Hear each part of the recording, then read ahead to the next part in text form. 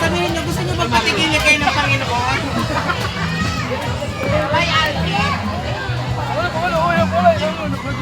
Ha? Ano? Ayun nga.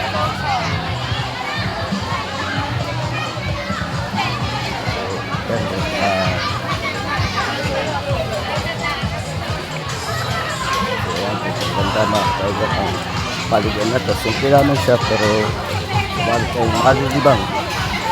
Marami dito ang dito na ginaganap ang kanang birthday celebration so itong summer ulit na kami ito napakarinig simple lamang pero gabi hindi nyo kasi sila pag kayo nakarating dito. So ayan mga tiger kung nyo makikita kung nasa aking screen yan kung nung gustong punta ito makakarating kayo saka at hindi siya kayo ito kamahal so wala siyang entrance fee so ano yung babayaran lamang ito cottage kung kayo ay gusto mag-cottage. So mga ka-tiger dito ay napakaganda at maayos.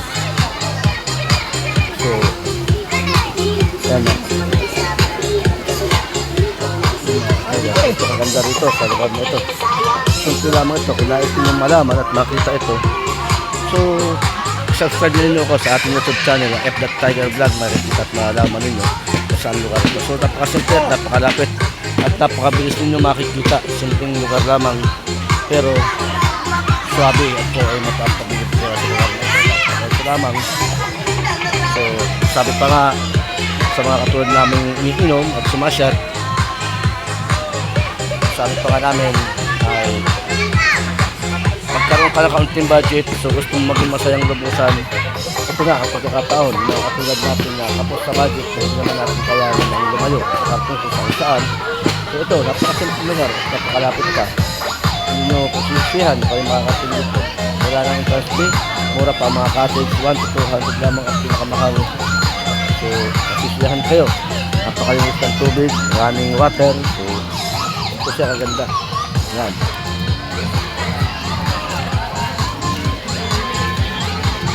Yan. Maraming water siya.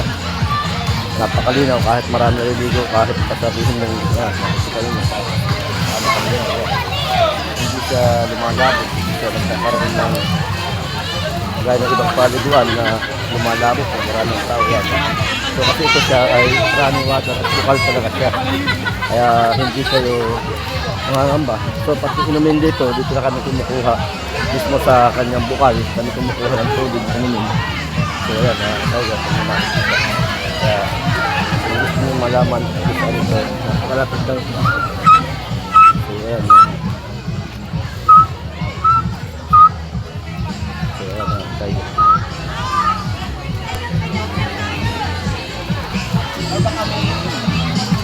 Hindi siya ganong kalakihan so there's the best at masisiyahan ka sa nakarapit.